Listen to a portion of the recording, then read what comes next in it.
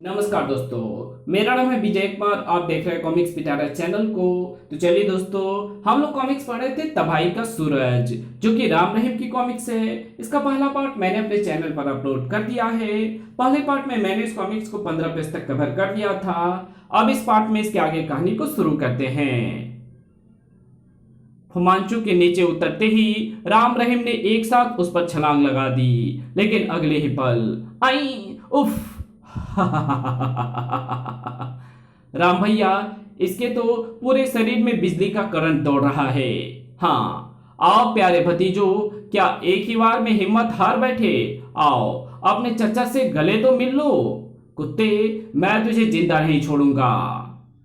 अवश्य चचा, अवश्य। गले तो हम जरूर मिलेंगे, पर तुमसे नहीं, तुम्हारी लाश से। कहने के साथ ही राम ने अपनी जेब से रिवॉल्वर निकाला और फिर पागलों की तरह फुमांचू पर फायर करने लगा। धाए धाए धाए लेकिन गोलियां फुमांचू के शरीर तक पहुंचने से पहले ही किसी अदृश्य दीवार से टकराती, कुछ चिंगारियां सी निकलती, फिर गोलियां नष्ट हो जाती। अपने प्रयास को व्यर्थ जाता देखकर झुंझलाए हुए राम ने अपनी खाली हो चुकी रिवॉल्वर फुमांचू पर खींच मारा, लेकिन रिवॉल्वर फुमांचू के शरीर से टकराने से पहले ही किन्हीं अदृश्य विद्युत तरंगों से टकराया और जलकर राख हो गया। ओह, तो काने चच्चा के शरीर के चारों ओर अदृश्य विद्युत तरंगों का जाल है। मूर्ख भतीजे, अब की बार फुमांचू से टकराना तुम्हारे बस की बात नहीं है। मैं इस जेल से कुछ कैदी आजाद कराकर अपने साथ ले जाने आया हूं और लेकर ही जाऊंगा, लेकिन इससे पहले मैं तुम दोनों को मौत के घाट उतारूंगा, क्योंकि तुम लोगों के कारण मुझे कई बार असफलता का मुंह देखना पड़ा है। कहने के साथ ही फुमांचू ने अपनी पोशाक में लगा एक अन्य बटन दबाया और अगले ही पल उस विचित्र पोशाक से दो चिंगारियां सी निकलकर राम रहीम की तरफ बढ़ी। टीची टीची, उन चिंगारियों के राम रहीम के शरीर से टकराते ही उफ! देखते ही देखते भारत के दो महान सपूतों का अंत हो गया। मूर्ख, मुझसे टकराने चले थे।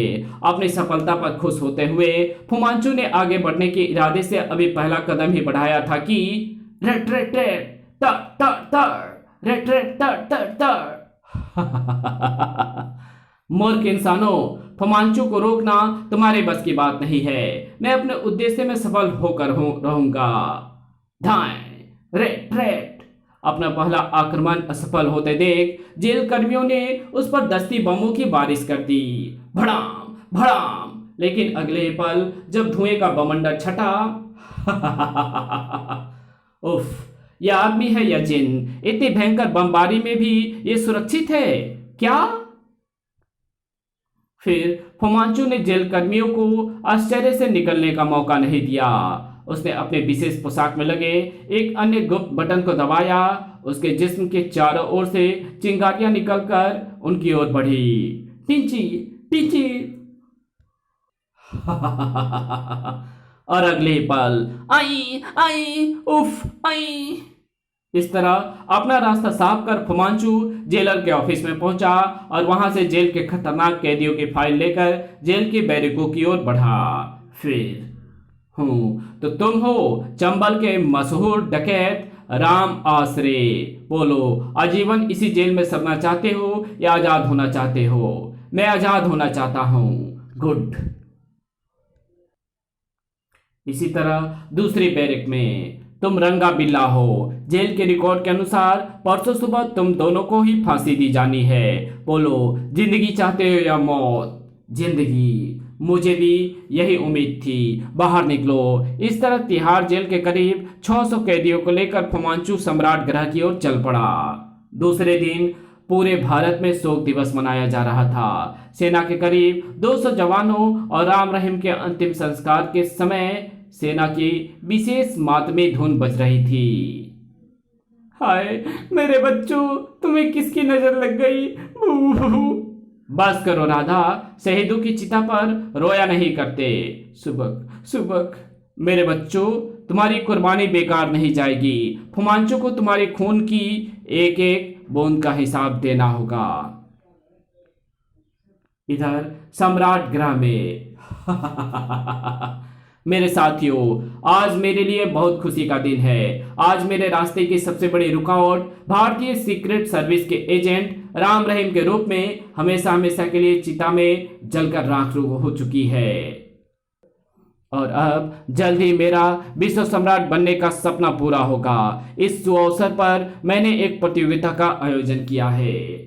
आप सब लोग अपनी अपनी सरकारों की नज़रों में मुजरिम थे, लेकिन मेरी नज़र में आप सब जांबाज, बहादुर एवं दिलदार इंसान हैं। अतः आप लोगों का सम्राट ग्रह के उच्चाधिकारियों के रूप में चुनाव होगा। अजीब सनकी है ये कहना। और इस चुनाव की पहली एवं आखिरी शर्त यह है कि जो प्रत्याशी अपने प्रतिद्वंदी को द्वंद्व में हरा देगा वही विजयी माना जाएगा। बोलो, आप लोगों को चुनाव की यह शर्त मंजूर है? हमें मंजूर है, मंजूर है, हमें भी मंजूर है। गुड। अब पहला मुकाबला होगा सम्राट ग्रह के महामंत्री का, फिर दूसरा सेनापति का एवं तीसरा मुकाबला होगा मेरे 2 अंगरक्षकों के लिए। अब आप लोगों में से जो महामंत्री पद के इच्छुक हो वह मैदान में आ जाए। अगले ही पल मैदान में 8 कैदी महामंत्री के पद के प्रत्याशी के रूप में उतर आए। फिर फुमांचू के संकेत पर 2 प्रत्याशी का आपस में द्वंद्व युद्ध के रूप में मुकाबला शुरू हुआ। जल्द ही पाकिस्तान में विचित्र हत्यारे के नाम से प्रसिद्ध हारून रशीद नाम के कैदी ने अपने प्रतिद्वंदियों को हराकर विजय हासिल की। सम्राट ग्रह के प्रधानमंत्री हारून रशीद की जय हो। विश्व सम्राट फुमांचू की जय जयकार हो। फिर सेनापति के पद के लिए मुकाबला शुरू हुआ। ढिसुम आ। फिर रूस के एक खतरनाक स्मगलर किंग ने अपने 5 प्रतिद्वंदियों को हराकर अपने आप को सेनापति के पद के लिए श्रेष्ठ सिद्ध कर दिया। सेनापति स्नातो जिंदाबाद। और अंत में भारत के दोनों खतरनाक हत्यारे रंगाबीला अपने प्रतिद्वंदी को हराते हुए कड़ाक आई धाड़ आ उफ ठक ढिसुम उफ फुमांचू के अंगरक्षकों के रूप में चुने गए। वाह, मुझे तुम दोनों जैसे ही जाबाज अंगरक्षक चाहिए थे। अभी तुमने हमारी जाबाजी देखी ही कहाँ है फुमांचू। दूसरे दिन फुमांचू महामंत्री हारून रशीद और सेनापति स्नाउतो को सम्राट ग्रह की सैर करा रहा था। वाह, इतना सुंदर नगर। वाकई इसके निर्माण के लिए फुमांचू को काफी मेहनत करनी पड़ी होगी। साथ ही साथ वो उन्हें अपनी योजनाओं से भी अवगत कराता रह रहा था। ये नव निर्माणाधीन पावर हाउस है। मेरे विश्व सम्राट बनने में केवल उतना ही समय बाकी है जितना कि इस पावर हाउस के निर्माण में लगेगा। यह है मेरी प्रयोगशाला और यह है प्रोफेसर विलियम। इन्हीं के सहयोग से मेरा विश्व सम्राट बनने का सपना पूरा होगा। महामहिम, ये तो आपकी महानता है, वरना मैं तो अपने जीवन से निराश एक बेमकसद जीवन ही जी रहा था।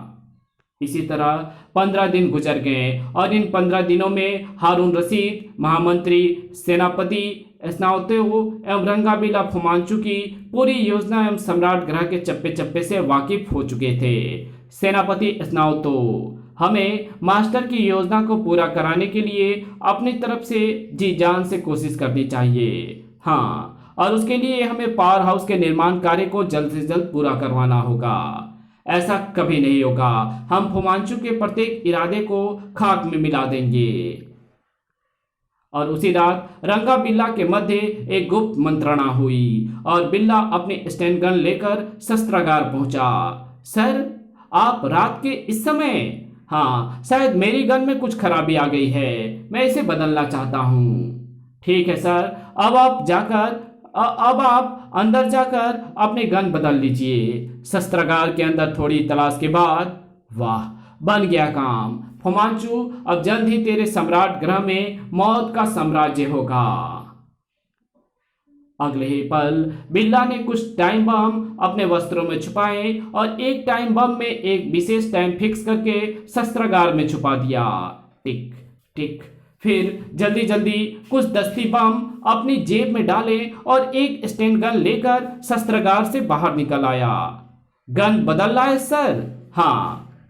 फिर अगले पल बिल्ला की जीप का मुंह भुमांचु की प्रयोगशाला की ओर था और इधर रंगा ठीक 1 घंटे बाद अपने कमरे से बाहर निकला, सामने वाली भव्य इमारत की तरफ बढ़ा। अगर बिल्ला के कार्य में कोई रुकावट नहीं आई होगी तो वो अपना कार्य समाप्त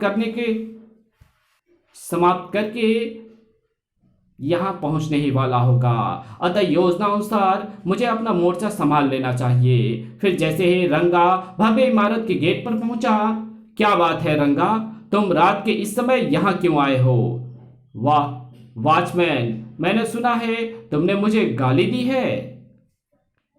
क्या बकते हो? मुझे क्या पागल कुत्ते ने काटा है जो मैं तुम्हें गाली दूंगा? हाँ सुअर, तू सचमुच पागल हो गया है। मैं तुझे जिंदा नहीं छोड़ूंगा। धड़ाक। उफ, ठहर तेरी तो। आओ बेटा, अब तो तुम मेरी चाल में फंसी गए हो। कहने के साथ ही क्रोधित गई वाटसन रंगा की ओर झपटा, लेकिन तभी भड़ाक। बहुत चक्का सा दूसरा गार्ड चीख पड़ा, रुक जाओ रंगा, ये क्या पागलपन है? और शायद इसी उठापटक की आवाजों से फुमांचु की नींद खुल गई थी। तू भी इसकी हिमायत ही करता है? ये ले ढिसुम। उई। रंगा, ये सब क्या हो रहा है? लेकिन रंगा ने फुमांचु को नजरअंदाज कर दिया और जमीन पर गिरे वाटसन को उठाया। फिर भड़ाक। उफ, हाय, वो मारा। फुमांचु मेरी योजना अनुसार बौखलाहट में बिना अपनी विशेष पोशाक पहनकर ही बाहर आ गया। गार्ड्स, ये शायद पागल हो गया है, भून डालो इसे। लेकिन इससे पहले कि गार्ड्स अपने आप को आक्रमण के लिए तैयार कर पाते, तर तर तर, खतरा, आई। और इसी के साथ उसका हाथ अपने वस्त्रों की तरफ रेंगा था, लेकिन अगले ही पल उसे अपने भूल का एहसास हुआ था। उफ, मैंने अपने कमरे से बाहर निकलने से पहले अपनी विशेष पोशाक तो पहनी ही नहीं, और ये गलती मुझसे शायद जल्दीबाजी में हो चुकी है। अगले ही पल वो अपने कमरे की तरफ भागा, लेकिन तभी मैं कहता हूं रुक जाओ प्यारे काने चाचा, वरना ये गोलियां जो तुम्हारे कदमों के आसपास के धूल उड़ा रही है वही तुम्हारा भेजा भी उड़ा देगी। तड़ तड़ तड़। और इस आवाज को सुनकर फुमांचु बुरी तरह चौंक पड़ा था। तुम रहीम? नहीं, ऐसा नहीं हो सकता। राम रहीम तो तिहाड़ जेल में मेरे हाथों मारे जा चुके हैं। राम रहीम को नहीं काने चाचा, तुमने हमारे बेस में सीक्रेट सर्विस के 2 होनहार एजेंट अजय समीर को मारा था, और अब मैं तुमसे उनकी मौत का बहुत ही भयानक बदला लूंगा। रंगा अपने चेहरे का मास्क उतारता हुआ घुर्राया था। लेकिन तुम लोग शायद ये भूल रहे हो कि ये तुम्हारे देश भारत की भूमि नहीं, मेरा बसाया हुआ सम्राट ग्रह है, और मेरी मर्जी के बिना तुम लोग अपने देश वापस नहीं लौट सकते। हमारी फिक्र मत करो काने शैतान, हमने सब इंतजाम कर लिया है। और साथ ही साथ तुम ये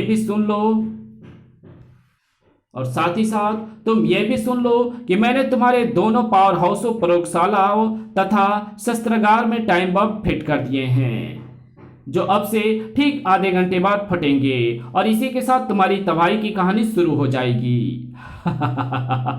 हरामजादो, ये तुम लोगों ने क्या किया? मेरे बरसों की मेहनत पर पानी फेर दिया। मैं तुम दोनों को जिंदा नहीं छोड़ूंगा। कहने के साथ ही फुमांचु ने अपने कमरे की तरफ छलांग लगाई, और अगले ही पल रहीम, अगर फुमांचु अपनी पोशाक पहनने में कामयाब हो गया तो हमारे लिए खतरा पैदा हो जाएगा।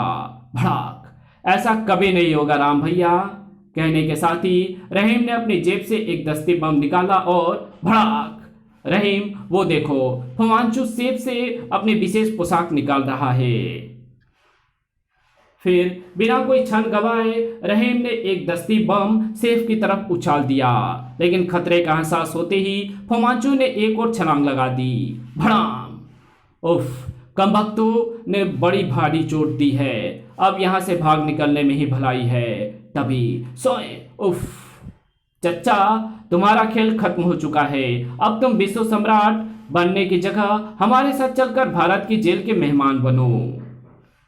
मैं तुम दोनों को जिंदा नहीं छोड़ूंगा। चच्चा, लगता है तुम अपनी पराजय सामने देखकर पागल हो गए हो। लेकिन चिंता मत करो चच्चा, इससे पहले कि भारत की सुप्रीम कोर्ट तुम्हारी मौत की सजा सुनाए, हम तुम्हारा इलाज आगरा के पागल खाने से करवाएंगे, ताकि मरने से पहले तुम्हें अपने अंजाम को अच्छी तरह से खबर हो। धाड़ कमीनो। इसी के साथ फुमांचू अपने होश खो बैठा। फिर राम रहीम बेहोश फुमांचू को लेकर उसकी उड़न तस्तरी के पास पहुंचे ही थे कि तभी राम भैया जल्दी करो, अब फुमांचू के सम्राट ग्रह के तबाह होने में कोई देर नहीं है। भड़ाम भड़ाम। शाबाश रहीम, तुमने अपने काम को बखूबी अंजाम दिया है।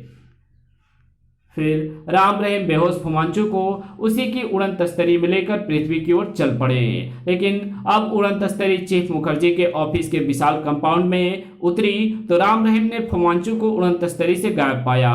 अरे, अपना चच्चा कहाँ गायब हो गया? रहीम, लगता है अपना चच्चा अंतर्ध्यान हो गया है और फिर कभी हमारे लिए सिरदर्द बनकर आएगा। उड़न तस्तरी से उतरते ही चीफ मुखर्जी ने उनका स्वागत किया। आओ मेरे बच्चों, मुझे मालूम था तुम दोनों अपनी योजना अनुसार अपने उद्देश्य में सफल होकर लौटोगे। चीफ अंकल, बेशक हम अपने मिशन से सफल होकर लौटे हैं, लेकिन फुमांचू इस बार भी हमें धोखा देकर बच निकलने में कामयाब हो गया है। फिर राम ने उन्हें पूरी घटना से अवगत कराया। ओह, खैर कोई बात नहीं, मुझे खुशी है कि तुम दोनों के कारण आज पूरी दुनिया के सिर पर मंडराता खतरा समाप्त हो चुका है। दूसरे दिन राम रहीम के कारनामों से दुनिया के ही नहीं, दुनिया भर के अखबार रंगे पड़े हैं। इसी के साथ ये कहानी यही खत्म होती है। तो मिलेंगे आपसे एक और नई कॉमिक्स में, तब तक के लिए बाय। अगर आपको ये वीडियो अच्छी लगी तो इस वीडियो को लाइक कर देना, चैनल पे नया तो चैनल को सब्सक्राइब कर बेल आइकन को जरूर प्रेस कर देना, और जहां इस वीडियो की जरूरत हो वहां इसको शेयर जरूर कर देना। Thanks for watching my videos.